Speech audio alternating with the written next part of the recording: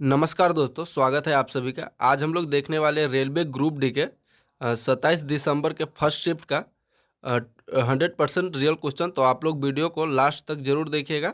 तो चलिए शुरू करते हैं कि आज का हमारा पहला क्वेश्चन कि 2025 में विश्व तंबाकू निषेध दिवस किस तारीख को मनाया गया है। चलिए आप लोग ऑप्शन को देखिए और फटाफट आंसर लगाइए कि क्या होगा इसका राइट आंसर। तो जो लोग भी इसका ऑप्शन अगर बी लगाए हैं कि 31 मई को, तो बिल्कुल राइट आंसर हो जाएगा आप सभी का। अगला क्वेश्चन था कि वर्ष 2025 में किस भारतीय तीरंदाज को देश के चौथे सर्वोच्च नागरिक सम्मान यानी कि पद्मश्री से सम्मानित किया गया है। और ऑप्शन था आपका राकेश कुमार, हरविंदर सिंह, शीतल देवी या फिर ज्योति बलियान। चलिए फटाफट बताइए आप लोग क्या होगा इसका सही जवाब। तो जो लोग भी इसका ऑप्शन बी अगर लगाए हैं कि हरविंदर सिंह, तो बिल्कुल राइट आंसर हो जाएगा आप सभी का। अगला क्वेश्चन था कि दिसंबर 2025 में भारतीय रिजर्व बैंक आरबीआई ने सहकारी बैंकिंग क्षेत्र को मजबूत करने के उद्देश्य से 4 सहकारी बैंकों को विलय को मंजूरी दी है। यह किस प्रक्रिया किस अधिनियम के प्रावधानों के तहत पूरी की गई है। चलिए ऑप्शन को देखिए और बताइए कि क्या होगा इसका राइट आंसर। ऑप्शन था आपका कि बैंकिंग विनियम अधिनियम 1949। आप लोग ऑप्शन को पढ़िए और बताइए कि क्या होगा इसका राइट आंसर। तो जो लोग भी इसका अगर ऑप्शन ए अगर आप लोग लगा के आए हैं, तो बिल्कुल राइट आंसर हो जाएगा आप सभी का। अगला क्वेश्चन है कि मई 2025 में घोषित अखिल भारतीय फुटबॉल महासंघ यानी कि आईएफएफ पुरस्कार 2024-25 में वर्ष का सर्वश्रेष्ठ पुरुष खिलाड़ी यानी कि men's player of the year का पुरस्कार किसे प्रदान किया गया है। चलिए ऑप्शन को देखिए और बताइए कि क्या होगा इसका राइट आंसर। तो जो लोग भी अगर इसका ऑप्शन सी अगर आप लोग लगा के हैं सुभाषिस बोस, तो बिल्कुल राइट आंसर हो जाएगा आप सभी का। अगला क्वेश्चन था कि अप्रैल 2025 में 75 मीटर की बाधा को पार करने वाले और 75.56 मीटर का नया डिस्कस थ्रो विश्व रिकॉर्ड बनाने वाले पहले एथलीट कौन बने हैं। और ऑप्शन था आपका अर्जुन शुल्ट, क्रेस्जन सेल या माइक्लोस एक्सेना या फिर मैथ्यू डेनी। चलिए फटाफट आप लोग बताइए कि क्या होगा इसका राइट आंसर। तो जो लोग भी अगर इसका ऑप्शन सी अगर आप लोग लगा के आए हैं कि मैकुलास एलेकना, तो बिल्कुल राइट आंसर हो जाएगा आप सभी का। अगला क्वेश्चन था कि जून 2025 में आयोजित ताइवान एथलेटिक्स ओपन 2025 चैंपियनशिप में भारत ने कुल कितने पदक जीते और पदक तालिका में शीर्ष स्थान हासिल किए। चलिए ऑप्शन को देखिए और फटाफट बताइए कि राइट आंसर क्या हो जाएगा इसका। तो जो लोग भी अगर इसका ऑप्शन डी अगर लगा के हैं कि 16 पदक जीते हैं, तो बिल्कुल राइट आंसर हो जाएगा आप सभी का। 16 में आपका 12 आपका गोल्ड मेडल हो जाएगा और 3 इसका सिल्वर मेडल और 1 ब्रॉन्ज मेडल। अगला क्वेश्चन था कि सितंबर 2025 में किस राज्य केंद्र शासित प्रदेश की सरकार ने वायु प्रदूषण से निपटने के लिए क्लाउड सीटिंग का परीक्षण शुरू करने की घोषणा की थी। और ऑप्शन था आपका महाराष्ट्र, दिल्ली, कर्नाटक या फिर राजस्थान। चलिए बताइए कि क्या होगा इसका राइट आंसर। तो जो लोग भी इसका अगर ऑप्शन बी अगर दिल्ली लगा के हैं, तो बिल्कुल राइट आंसर हो जाएगा आप सभी का। अगला क्वेश्चन है कि अक्टूबर 2025 में गृह मंत्रालय के तहत भारतीय साइबर अपराध समन्वय केंद्र ने साइबर सुरक्षा के लिए किसे अपना नया नेशनल ब्रांड एम्बेसडर नियुक्त किया है। ऑप्शन था आपका आयुष्मान खुराना, रश्मिका मंदाना, कार्तिक आर्यन या फिर नीरज चोपड़ा। चलिए ऑप्शन को देखिए और बताइए कि क्या होगा इसका राइट आंसर। चलिए बिल्कुल राइट आंसर। जो लोग भी अगर इसका ऑप्शन बी अगर आप लोग रश्मिका मंदाना लगा के आए हैं, तो बिल्कुल राइट आंसर हो जाएगा आपका। अगला क्वेश्चन है कि जुलाई 2025 में रक्षा अनुसंधान और विकास संगठन यानी कि डीआरडीओ ने सतह पर माप करने वाली प्रलय मिसाइल का सफल परीक्षण किस द्वीप से किया है। ऑप्शन था आपका माजुली द्वीप, अब्दुल कलाम द्वीप, हेवलॉप द्वीप या फिर हरिकोटा द्वीप। चलिए फटाफट आप लोग आंसर लगाए कि क्या होगा इसका राइट आंसर। तो जो लोग भी इसका अगर ऑप्शन बी लगा के आए हैं कि अब्दुल कलाम द्वीप, तो बिल्कुल राइट आंसर हो जाएगा आप सभी का ऑप्शन बी। अगला क्वेश्चन था कि नवंबर 2025 में ब्राजील में आयोजित होने वाला कॉप 30 मुख्य रूप से किस अंतर्राष्ट्रीय ढांचे या उद्देश्य पर आधारित है। ऑप्शन को देखिए और बताइए कि क्या होगा इसका राइट आंसर।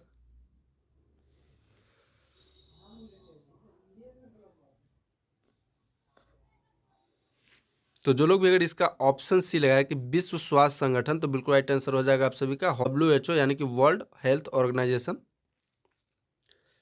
अगला क्वेश्चन था कि प्रतिस्थापन अभिक्रिया के दौरान जब एक एल्केन अणु से एक हाइड्रोजन परमाणु को हटाया जाता है तो उसके स्थान पर क्या जुड़ता है? ऑप्शन था आपका धातु परमाणु, हैलोजन या अन्य पराक्रमात्मक समूह, या फिर अतिरिक्त हाइड्रोजन, या फिर अक्रिय गैस। चलिए बताइए कि क्या होगा इसका राइट आंसर। तो जो लोग भी अगर इसका ऑप्शन बी अगर लगा के आए हैं कि हैलोजन या अन्य प्राकृत्यात्मक समूह, तो बिल्कुल राइट आंसर हो जाएगा आप सभी का ऑप्शन बी। अगला क्वेश्चन था कि मनुष्यों में बच्चों का लिंग नर या मादा मुख्य रूप से किसके गुण सूत्र द्वारा निर्धारित होता है? चलिए बहुत इंपॉर्टेंट है, और ऑप्शन को देखिए और बताइए कि क्या होगा इसका राइट आंसर।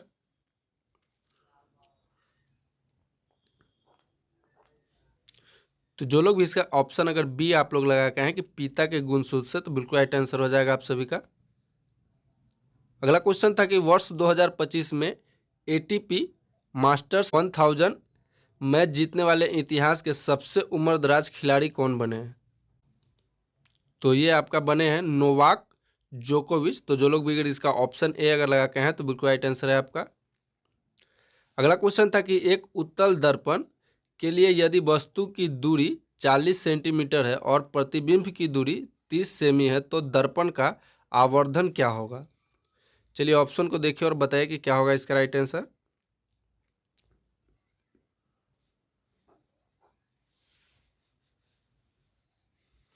तो जो लोग भी अगर इसका ऑप्शन सी लगाए कि +0.75, तो बिल्कुल राइट आंसर हो जाएगा आप सभी का ऑप्शन सी। अगला क्वेश्चन की 1000 किलोवाट विद्युत शक्ति वाले एक उपकरण द्वारा 1 घंटे तक उपयोग किए जाने पर कितनी ऊर्जा की खपत होगी? चलिए ऑप्शन को देखिए और बताइए कि क्या होगा इसका राइट आंसर। तो जो लोग भी अगर इसका ऑप्शन बी अगर लगा के है 100 किलोवाट आवर, तो बिल्कुल राइट आंसर हो जाएगा आप सभी का। अगला क्वेश्चन था कि निषेचन के दौरान दोनों जनकों में आए अनु अगुणित गुण सूत्रों को सेट मिलाकर एक पूर्ण द्विगुणित सेट बनाते हैं। इस नवनिर्मित कोशिका को क्या कहा जाता है जो एक नए जीव के विकास की नींव रखती है? और ऑप्शन था आपका युग्मक, युग्मनज, भ्रूण या फिर गर्भ। चलिए आप लोग बताइए कि क्या आंसर लगा के आए हैं आप लोग। तो जो लोग भी अगर इसका अगर ऑप्शन बी अगर आप लोग लगा के आए हैं युग्मनज, तो बिल्कुल राइट आंसर हो जाएगा आप सभी का। अगला क्वेश्चन था कि उत्तल दर्पण में यदि कोई प्रकाश किरण मुख्य अक्ष के समांतर आपातित होती है तो परावर्तन के बाद वह किरण कहाँ से आती हुई प्रतीत होती है, अर्थात प्रतिबिंब या बिंदु कहाँ पे बनेगा? ऑप्शन था आपका वक्रता केंद्र पर, मुख्यतः फोकस पर, ध्रुव और फोकस के बीच, या फिर अनंत पर। चलिए बताइए कि क्या होगा इसका राइट आंसर। तो जो लोग भी अगर इसका ऑप्शन बी अगर आप लोग लगा के कि मुख्य फोकस पे, तो बिल्कुल राइट आंसर हो जाएगा आप सभी का। और जो लोग भी हमारे चैनल पे नए हैं तो हमारे चैनल को सब्सक्राइब करके और वीडियो को लाइक जरूर कर दीजिएगा और अपने दोस्तों के साथ शेयर भी कर दीजिएगा ताकि वो लोग भी अपना मिला सके कि उनका कितना क्वेश्चन सही है। तो अगला क्वेश्चन था कि पादप कोशिका और जंतु कोशिका के बीच मुख्य संरचनात्मक अंतरों के संबंध में निम्नलिखित में से कौन सा विकल्प सही है? ऑप्शन था आपका कि जंतु कोशिका में कोशिका भित्ति होती है जबकि पादप में नहीं होती। अगला ऑप्शन था कि आपका पादप और जंतु दोनों कोशिकाओं में क्लोरोप्लास्ट होते हैं। तो आप लोग ऑप्शन को देखिए और बताइए कि क्या होगा इसका राइट आंसर। तो जो लोग भी अगर इसका ऑप्शन सी अगर लगा के हैं कि जंतु कोशिका में बड़ी रसधानी होती है और पादप में छोटी रसधानी होती है, तो बिल्कुल राइट आंसर हो जाएगा आप सभी का ऑप्शन सी। अगला क्वेश्चन था कि संयुक्त राष्ट्र विकास कार्यक्रम यानी UNDP द्वारा जारी मानव विकास सूचांक ह्यूमन डेवलपमेंट इंडेक्स 2025 की रिपोर्ट में भारत ने कौन सा स्थान हासिल किया है? ऑप्शन था आपका 134वां, 132वां, 129वां, या फिर 130वां। तो आप लोग बताइए कि क्या आंसर आप लोग लगा के आए हैं। तो जो लोग भी अगर इसका ऑप्शन डी यानी कि 130वां अगर लगा के हैं तो बिल्कुल राइट आंसर हो जाएगा आप सभी का।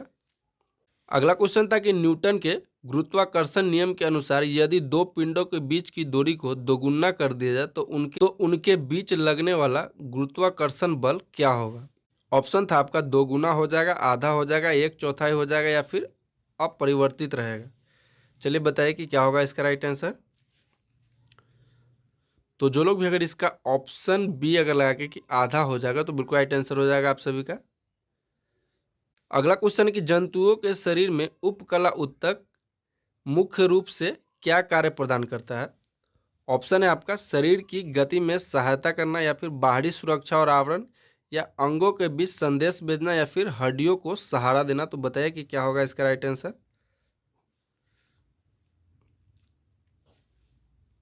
तो जो लोग भी अगर इसका ऑप्शन डी अगर लगा के आए कि हड्डियों को सहारा देना तो बिल्कुल राइट आंसर हो जाएगा आपका। अगला क्वेश्चन था कि मानव मस्तिष्क का कौन सा भाग सोचने, थिंकिंग यानी कि याददाश्त और तर्क जैसी उच्च बौद्धिक गतिविधियों के लिए उत्तरदायी है। ऑप्शन था आपका, अनुमस्तिष्क, प्रमस्तिष्क, मेडुला या फिर हाइपोथैलेमस। तो बताइए कि क्या होगा इसका राइट आंसर।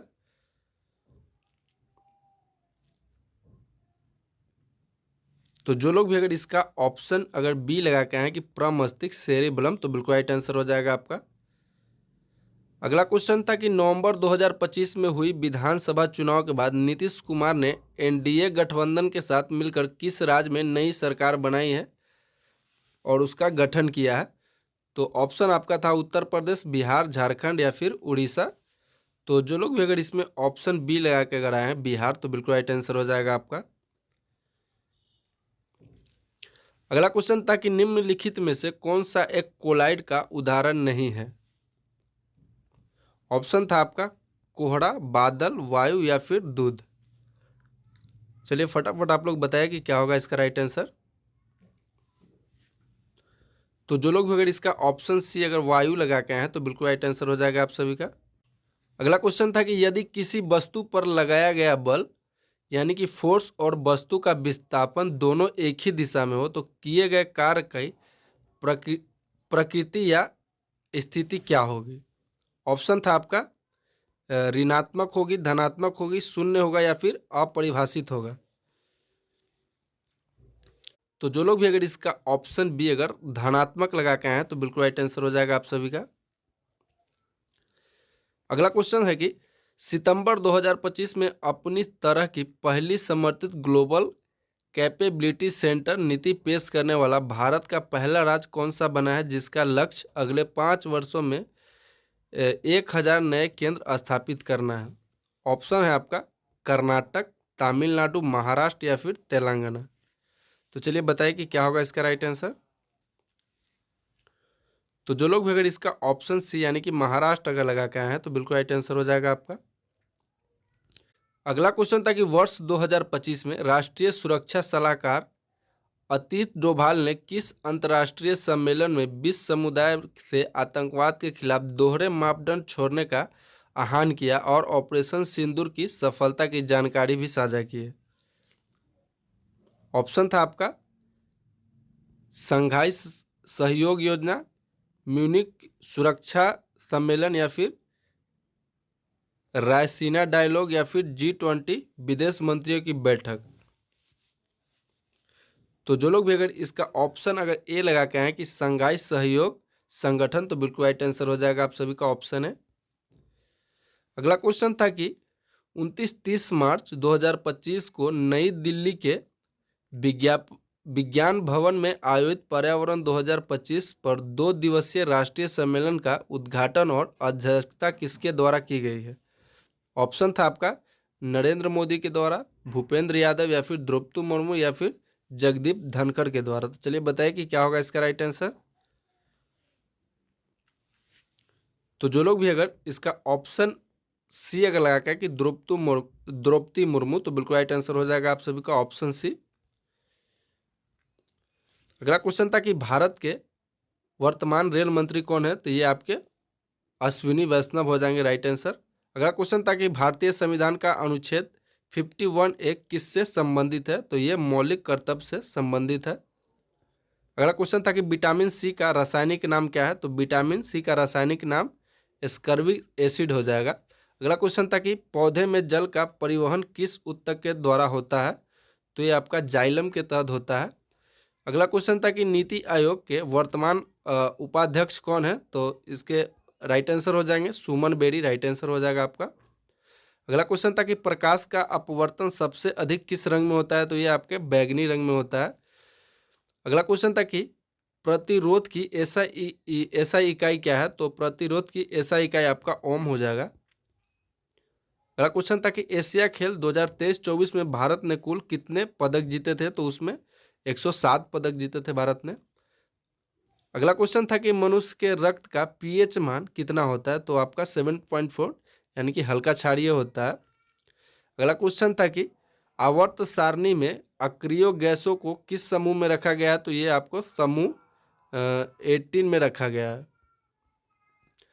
और वही लास्ट क्वेश्चन था कि हाल ही में चर्चा में रही पीएम विश्वकर्मा योजना का मुख्य उद्देश्य क्या है, तो इसका राइट आंसर आपका हो जाएगा प्रारंभिक कारीगरों और शिल्पकारों को आर्थिक सहायता और कौशल का प्रशिक्षण देना, आपका राइट आंसर हो जाएगा।